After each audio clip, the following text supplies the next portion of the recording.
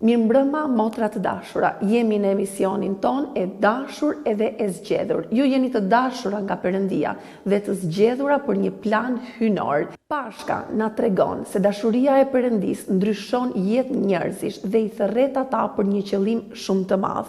Ringjallja e Krishtit nuk është vetëm një histori, ajo vazhdon të ndryshojë edhe jetë njerëzit edhe sot e kësaj dite. Ringjallja e Jezus Krishtit vazhdon që të ketë impakt te miliona njerëz në mbar botën.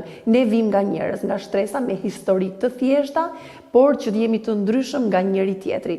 Sot kemi të ftuar një mysafir, një misionare e cila ka shërbyer në Shqipëri edhe në Kosovë. Monika, jam e lumtur që je sot me ne për të ndarë dëshminë tënde si misionare që Perëndia të ka përdorur dhe aktualisht je duke shërbyer në Kosovë. Përshëndetje Ina, faleminderit shumë për ftesën, është gëzim edhe kënaqësi më konë sot bashkë me ty. Monika, faleminderit që je me ne në këtë kohë kaq të veçantë në kohën e Pashkës. A mund të na tregosh pak për përjardhjen tënde nga Rumania? Po, patjetër, jam lindë në Rumani, në një qytet shumë i vogël, afër me kufiri me Hungarinë, edhe jam rritur një familje ortodokse, deri kur e pranoi Krishti. Edhe gjithçka ndryshoi. Në jetën time, në jetën e familjes time, mund të them që bekimi ka ardhur në familjen tonë. Nga i moment kur ti njohite Krishtin. Po. Do të më tregosh pak më shumë për dëshminë tënde, si ishte ai ndryshimi, të kishe një marrëdhënie personale me Jezusin dhe dallimi që mund të vijë thjesht nga një familje që mund të praktikoni thjesht vetëm rite. Si që kanë thënë në fillim, kemi qenë një familje ortodokse, me tradita, por e kam ditë që diçka më shumë ekziston, jo vesh një tradit, ose shkojnë çdo diele në kish, edhe e kam kërku më shumë Zotin. Në fakt, duke marrë pjesë në një dasëm pentekostale, ka pëlqyer shumë. Mesazhin të cili pastori ka ndarë në atë ditë, për mua ka qenë një bekim, e ka thënë, wow, sa bukur ka fol pastori, edhe më ka ardhur shumë çudi sepse kam kuptuar gjithçka. Edhe kam thënë, unë dua të di më shumë. Ashtu që kam zgjedhur në fshetas për 3 muaj, kam shkuar te kisha pentekostale, edhe atje kam parë që Zoti është më shumë se sa një fe, se sa një tradit. Zoti është diçka që duhesh me përjetu personal. Atëherë kam nis mu lutë, pse nuk kam ditë që është mu lutë, e kam nis me fjalët që ka dalë prej zemrës time. Edhe qështu e kam nis me zbulu kush është Zoti edhe fuqia e lutjes. Para se të fillonte shërbesa, më trego pak si e përjetove ose si mund të ma përkufizosh ringjalljen e Jezusit në jetën tënde? Më me thënë që ringjallja për mua u nis në momenti kur e kam pranuar Krishtin. Atëherë kam kuptuar sakrificën që Jezusi ka bërë për mua edhe për krejt njerëzimit, por në momenti kur e kam pas një marrëdhënie personale, e kam ditë kujt jam të lutë. Duke lexuar fjalën e tij, e kam kuptuar që ringjallja është diçka që krejt njerëzit duhen me ditë. Nuk është diçka që duhem me mbajtë vesh për vete, është diçka që duhem me ditë krejt njerëzit. Patjetër, për mua ka qenë pika në të cili më thonë, unë për vete jam ringjall. Kam pa që kam qenë një njeri i vdekur, por në momentin kur kam ditë kush është Jezusi dhe vlera sakrificës, e kam pa që jam një njeri i ri. Më vonë filloi shërbesa. Si e ndjeve thirrjen për të ardhur në shërbesë? Pra ke shërbyer 6 vite në Tiranë dhe tashmë aktualisht ke 7 vite në Kosovë. Hera e parë kam nisë të shërbej në kishën time. Edhe pyetja e parë që pastori më ka vetë ku po don, cili është vendi cilit po të pëlqen më shumë. Edhe unë nuk e kam ditë atëherë, i kam thënë ku ka nevojën jam gati.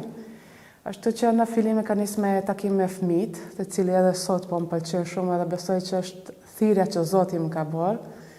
Por pastaj kam vazhdu me korin e kishës edhe në këndim.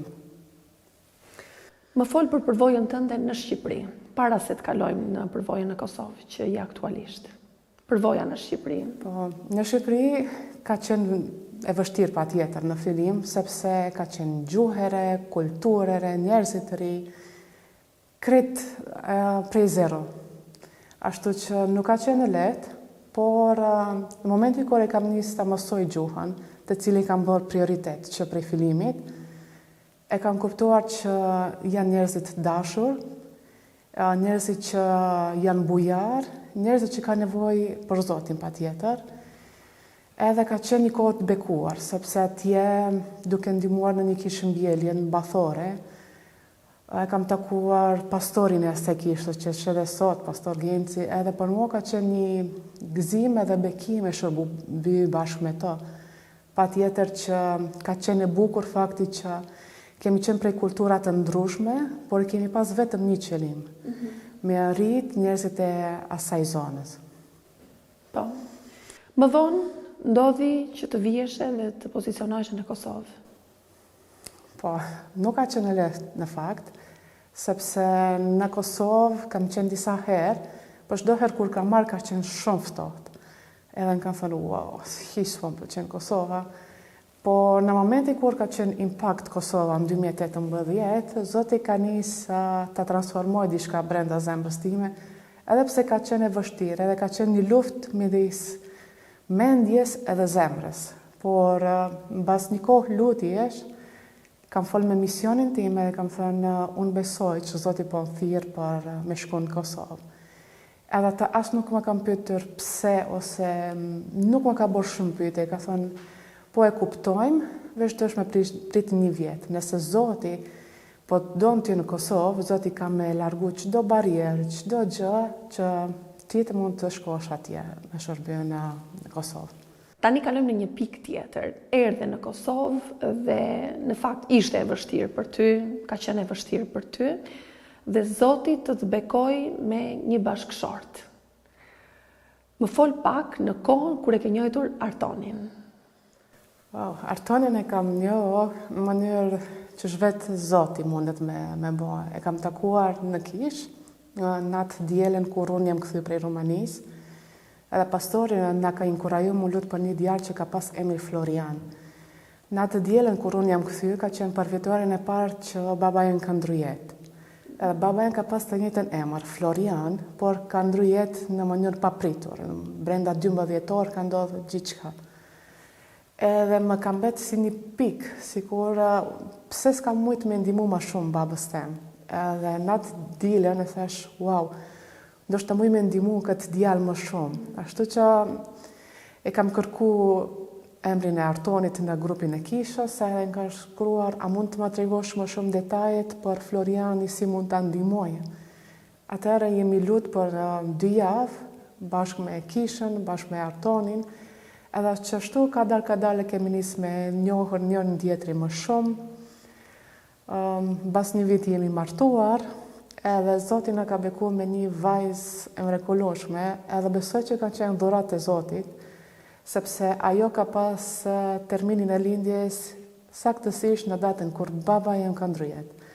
Kështu që besoj që Zoti në momentin kur ka marrë diçka që unë kam pas vlerë shumë e madhe, ka pas vlera më e madhe për mua në jetë, Zoti më ka jep një ngushëllim nëpërmjet vajzës tonë. Dhe erdhi Ruthi në atë kohë, edhe është një gëzim për ty. Është shumë e bukur në fakt kjo që ndave, edhe the shumë bukur që ne jemi njohur me Artonin ashtu si vetëm Zoti mund ta bënte. Është shumë e vërtet. Tani jeni duke shërbyer në Kaçanik, edhe dua të ndalem pak këtu. Unë e kam njohur Artonin në kohën kur bëja shkollën biblike Iliria në Prishtinë. Dhe Artoni ka qenë aty dhe të gjithë studentët kishin nga një dëshirë dhe Artoni thoshte lutuni për Kaçanikun. Unë e di që për 2 vjet kjo ka qenë që Artoni thoshte lutuni për Kaçanikun. Si erdhi thirrja për në Kaçanik? Thirrja për Kaçanikun në fakt ka ardhur hera e parë tek Artoni. Artoni u lut një kohë shumë, derisa e ka vendosur me shku me shërbyer në Kaçanik. Por sfida, besoj që më e madhe për mua si nënë dhe si bashorte, ka qenë momenti kur Artoni ka ardhur dhe ka thënë Monika, besoj që është koha që ne të shkojmë të jetojmë në Kaçanik. Edhe ka qenë eksaktësisht momenti kur një muaj më përpara një polic ishte vrarë nga disa të rinj. Edhe ka qenë pak e vështirë sepse kanë thënë ok, shkoj në një vend i panjohur, veç disa njerëz që e njoh, Duke ditur që nuk ka një qerdhe ose një vend ku muj me lon vajzën në momenti kur shërbejnë, ka qenë edhe pak e vështirë për mua. Por në atë moment kur unë i kam treguar Artoni shqetësimet e mia, e ka thënë nuk ka problem. Do të lutemi deri kur Zoti do ta konfirmoj e do të dish sigurt që duhet të shkojmë atje. Atëherë jam ndier shumë e paqe sepse kam pas frikë, thash wow, me shku tani në Kaçanik, por ai tha jo, duhem më lut. Edhe Zoti ka nxjerr njerëzit nga vende të ndryshme, më kanë konfirmuar, rikonfirmuar deri kur në Korik vitin e kaluar i kam treguar Arton, besoj që është koha për ne të shkojmë, të jetojmë dhe të shërbejmë krejt kohën në Kaçanik. Edhe ashtu shtator vitin e kaluar kena shku, edhe tani po jetojmë atje në Kaçanik. E muj me thonë që Kaçanik është vendin në cili kam gjetë paqe, qytet me paqe, muj e thonë. Si erdhi bindja? Bindja erdhi nëpërmjet lutjes, pastaj kur ka qenë përvjetorin e kishës në Prishtinë, një qift e Afrikës kanë ardhur më kanë vetë a muj me të bëhet 2 pyetje. Kam thënë po, patjetër, pse jo, isham bashkë me Artonin edhe me një vëlla prej kishës. Ka thënë, a e don Zoti me gjithë zemrën tënde? Thash, po, patjetër. Edhe tha, pyetja e dytë, a i beson e don burrin tënd? Thash, po, normal që e do. Dhe tha, shko atje ku Zoti ka thirrë, sepse Zoti do të jetë me ju. Edhe pastaj në muajin korrik kemi qenë në Rumani, duke vizituar disa kishat, edhe atje të njëjtën gjërat që çifti prej Afrikës na kanë treguar, të njëjtën gjë na kanë konfirmuar njerëzit që e kemi takuar për herë të parë. Edhe pastaj në fundit e kam ndjerë unë si çlirim prej Zotit, sikur diçka u thy brenda meje. Atëherë kam kuptuar që është koha për me shku edhe me jetu në Kaçanik. Tani jetoni në Kaçanik. Kush është pjesa, shërbesa që të pëlqen dhe ndihesh më mirë për ta bërë? Shërbesa më e mire, më e bukur që është për mua, është takimi e fëmijëve. Besoj që është ajo që prej fillimit kur e kam nisë me shërby Zoti më ka prek në këtë pjesë, por edhe takimin me gratë. Po më pëlqen sepse mund të dëgjoj probleme që ato kanë, mund me fol për Zotin, edhe mund me bashkë me gjetë disa zgjidhje për jetën e tyre. Flasim në të periudhë Pashke, meqense jemi në kohën e Pashkës. Në këtë periudhë, si e shef, domethënë, rolin e kishës për të ndikuar në komunitet? Ndikimin e kishës ose ndikimin tonë si familje në këtë periudhë e Pashkës, besoj që është më së miri të më ofru sa më shumë njerëzve me tregu për sakrificën që Zoti Jezus ka bërë për ne e për jetët e tyre. Edhe shpresojmë dhe lutem që ka merë momenti kur kena me fol jo për një kishë mbjele, por një kishë që ekziston në Kaçanik. Njerëzit që për një me pendohen, e kërkojnë falje Zotit edhe kthehen, edhe kuptojnë cili është Zoti i vërtet. Zoti i dashurisë, Zoti që sakrifikon, Zoti që jep gjithçka për ne, për shpëtimin tonë. Në fakt më them më përpara që të pëlqen edhe takimi i grave. Çfarë mesazhi do të kishe në këtë kohë Pashke për ato vajza edhe gra që janë duke vuajtur? Kur flasim duke vuajtur, flasim ndoshta me shëndetin, ndoshta në familjen e tyre kanë probleme, ndoshta me veten e tyre, ndoshta, domethënë, problemet që mund të hasin si gra, si vajza në këtë kohë Pashke. Kush është mesazhi jot? Në këtë kohë Pashke dhe në çdo kohë, besoj që ne si vajza dhe si gra është mirë me gjetë mbështetje në Zotin. Edhe ne si gratë jemi gratë të lutjes. Duke parë gratë që e kemi në Biblë shembull, besoj që është gjëja më e bukur me gjetë mbështetje në Zotin dhe në fjalën e Tij. Në momenti kur ne si gratë mësohemi të dorëzojmë gjithçka që kena, çdo merak, çdo mërzi, çdo smundje. Kreti ka Zotin në kontrol, edhe nuk flas vetëm për shkak se kam lexuar, po për shkak se kam përjetuar mrekullitë e Zotit në familjen dhe jetën tonë. Në këtë kohë Pashke, çfarë mesazhi do të jepje grave dhe vajzave që duan të shërbejnë Perëndis? Shërbeni Zotit me gjithë zemrën juaj, Doni Zotit dhe tregon njerëzve dashurinë e Zotit për ta. Tregoni që janë të dashura, tregon njerëzve që e keni përreth se kanë vlerë në sy të Zotit, që janë të çmuar edhe Zoti e dëgjon çdo lutje, qoftë në sheft, qoftë në Zot lart, kudo që janë. Unë do të kisha inkurajuar gratë të vazhdojnë ose të kenë më shumë guxim edhe të luten para Zotit, sepse Zoti është ai që dëgjon brithma e zemrës tonë.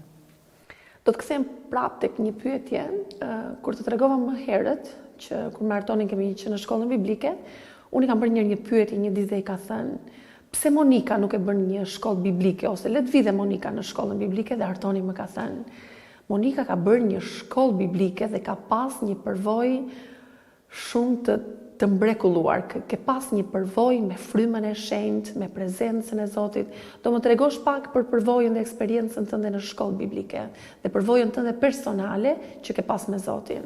Po, atjetër.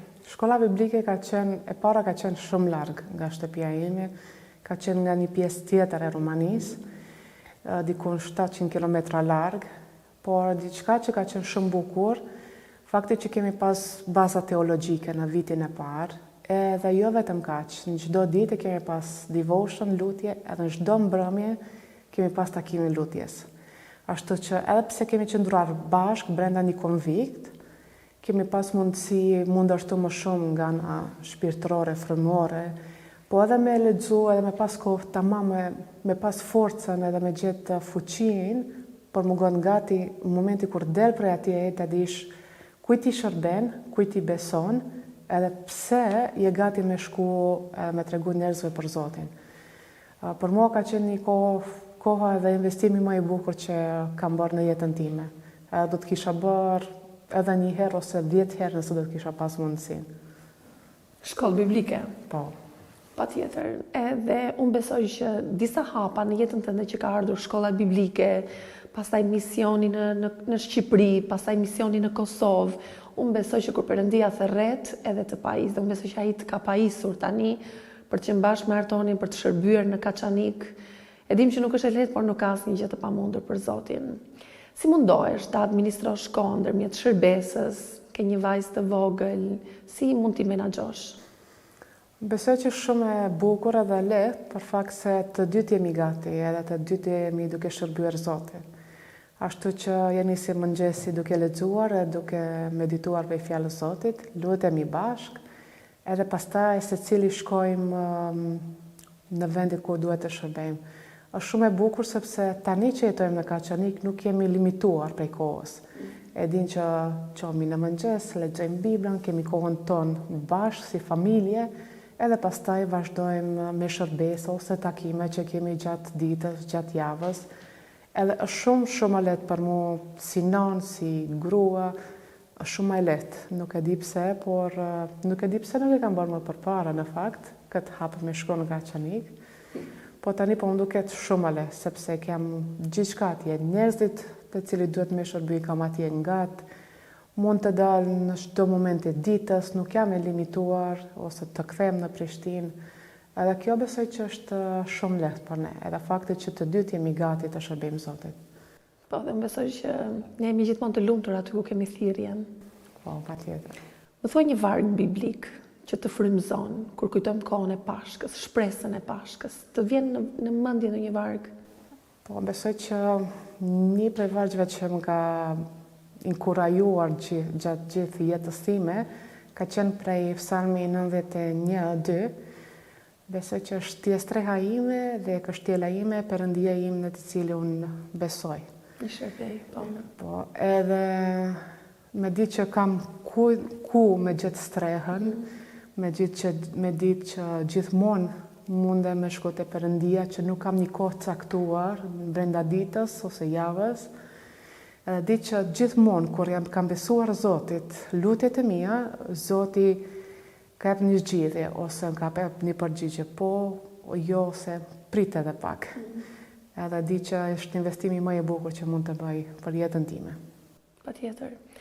Si mund të lutemi për ty, për shërbesën në Kaçanik, për familjen tuaj?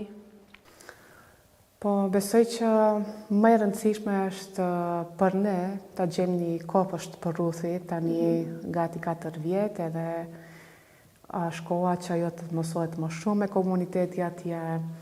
Kështu që jemi në lutje me një kopsht për Ruthi, por edhe për njerëzit e Kaçanikut.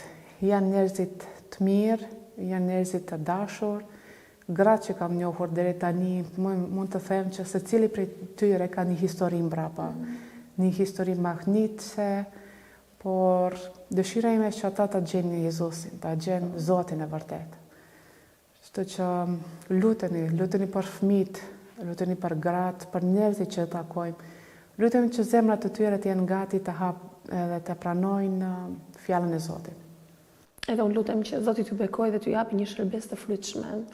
Edhe ty Zoti të bekoj në gjithë shka që je duke bërë në shërbesën e mamësisë, duke marrë me gra, me vajza.